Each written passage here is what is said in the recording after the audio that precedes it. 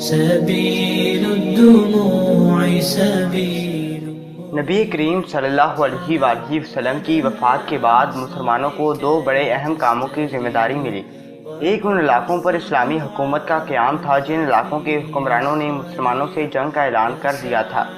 دوسرا بڑا کام جو اس سے بھی اہم تھا وہ تھا قرآن کو ترتیب میں کر کے پوری دنیا میں پھیلانا. لیکن یہ کوئی آسان کام نہیں تھا جس کے لیے مسلمانوں کو اس وقت کئی رکاوٹوں کا سامنا تھا.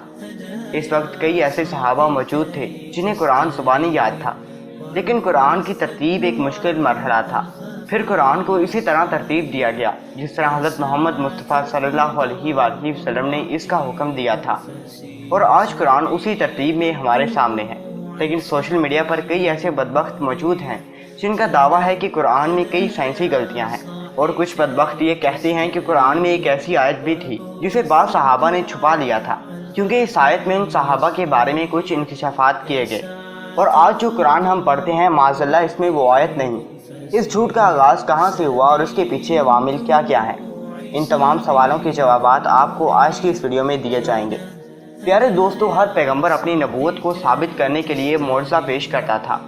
اس لیے پیغمبر اکرم صلی اللہ علیہ وآلہ وسلم نے بھی قرآن کریم کو معجزہ الہی کے طور پر پیش کیا. ایسا معجزہ جو دلوں پر اثر انداز ہوتا تھا، اور اس کا اثر تمام مشرکوں پر پوشیدہ نہیں تھا. لہٰذا اسی زمانے میں آپ کے دشمن قرآن کریم کی حقیقت کو چھپانے اور لوگوں کے دلوں پر قرآن کریم کی آیات کے اثر کو ختم کرنے کی کوشش کرتے تھے. آج کے دور میں بھی کئی لوگ، جن میں وہ لوگ بھی شامل ہیں جو خود کو مسلمان کہتے ہیں، ان کا ماننا ہے کہ قرآن میں کئی آیات ایسی تھی جن کو قرآن میں جان بوجھ کر شامل نہیں کیا گیا.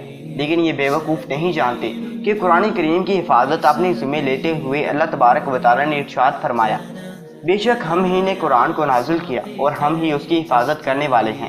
صحابہ کرام قرآن کریم کو اپنے سینوں میں حفظ کرتے تھے، اور ان میں سے بہت ہی ایسے تھے جو کہ بعض آیات اور صورتیں چمڑے اور باریک پتھروں وغیرہ پر لکھ لیا کرتے تھے. نبی اکرم صلی اللہ علیہ وآلہ وسلم نے شروع میں قرآن کریم کے علاوہ کچھ اور لکھنے سے منع فرمایا تھا، یہاں تک کہ ان کی احادیث کو بھی قرآن آیات سے الگ رکھنے کا حکم دیا تھا تاکہ صحابہ کرام کی پوری توجہ قرآن کریم کی حفظ اور اس کی کتابت پر ہو جائے، اور اس لیے بھی کہ رسول اللہ صلی اللہ علیہ وآلہ وسلم کی احادیث اللہ کے کلام قرآن کریم کے ساتھ مکس نہ ہو جائے اور قرآن کریم زیادتی اور نقصان سے محفوظ رہے.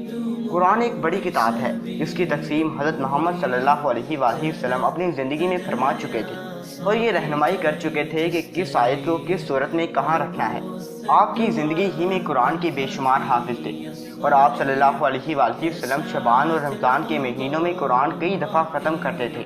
قرآن کا اعجاز یہ ہے کہ آج تک اس میں کوئی تبدیلی نہیں ہو سکی. پہلی صدی ہجری کا لکھا ہوا قرآن جو ترکی کے عجائب گھر میں ہے، اس میں اور آج کے قرآن میں ایک زبر سے زیر کا بھی فرق نہیں ہے، جو اس بات کا ثبوت ہے کہ قرآن کریم میں تبدیلی ناممکن ہے. خلفائے راشدین کے عہد میں جمع قرآن کے متعلق دو نقطۂ نظر ہیں. پہلے نقطہ نظر اہل سنت کا ہے اور دوسرا اہل تشیع کا. اہل سنت کا متفقہ نقطہ نظر یہ ہے کہ حضرت ابو بکر صدیق رضی اللہ تعالیٰ عنہ کے عہد میں قرآن کو یکجا کر کے ایک کتاب کی شکل میں محفوظ کیا گیا، اور حضرت عثمان رضی اللہ تعالیٰ عنہ نے اسی کتابی شکل میں قرآن کو باضابطہ نسخہ قرار دے کر بقیہ نسخوں کو نظر آتش کر دیا تھا. جبکہ اہل تشیع کا نقطہ نظر یہ ہے کہ حضرت علی رضی اللہ تعالیٰ عنہ نے وفات نبوی کے بعد مکمل قرآن کو ایک کتابی شکل میں جمع کیا تھا، لیکن کسی اختلاف کی وجہ سے انہوں نے اپنے جمع کردہ قرآن کو چھپا دیا تھا اور کسی کو اس بارے میں علم نہ ہو سکا. لیکن اصل واقعہ یہ ہے کہ اہل سنت کے مطابق حضرت ابو بکر صدیق رضی اللہ تعالیٰ عنہ کے عہد میں جمع قرآن کی روایتوں سے پتہ چلتا ہے کہ جمع قرآن کی کارروائی جنگ یمامہ کے بعد شروع ہوئی. جنگ یمامہ میں صحابہ کی ایک بڑی تعداد شہید ہوئی تو حضرت عمر رضی اللہ تعالیٰ عنہ حضرت ابو بکر صدیق رضی اللہ تعالیٰ عنہ کی خدمت میں پہنچے اور عرض کیا کہ حفاظ صحابہ کی وفات سے قبل قرآن کو یکجا کیا جانا چاہیے.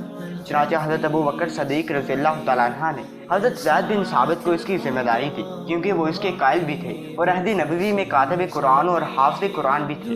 حضرت زید بن ثابت نے کاغذ کے ٹکڑوں، ہڈیوں اور چمڑوں کو اکٹھا کر کے اور حفاظ سے مل کر جمع قرآن کا آغاز کیا. اس پورے عمل میں حضرت ابو بکر، حضرت عمر اور بڑے صحابہ ان کی معاونت اور نگرانی کر رہے تھے.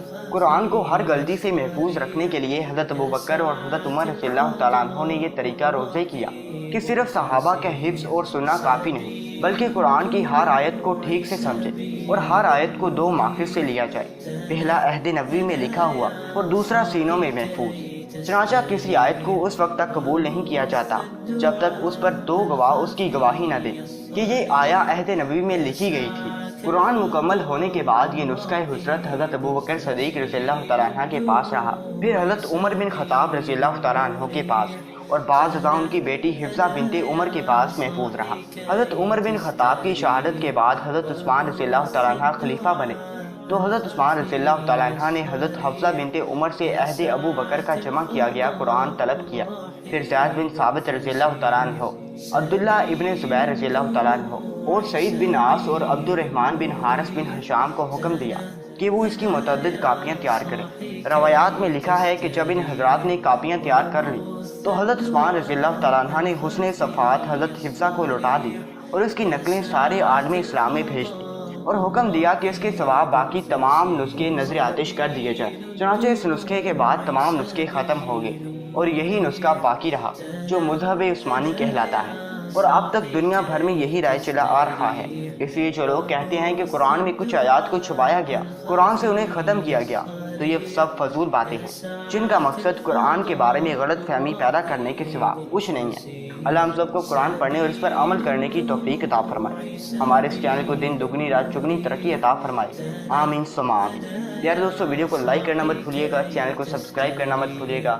آپ سے ملتا ہوں ایک اور اسلامک انفارمیٹیو ویڈیو کے ساتھ، تب تک اپنا اور اپنے پیاروں کا بہت زیادہ خیال رکھیں، مجھے دعا میں یاد رکھیں۔ السلام علیکم۔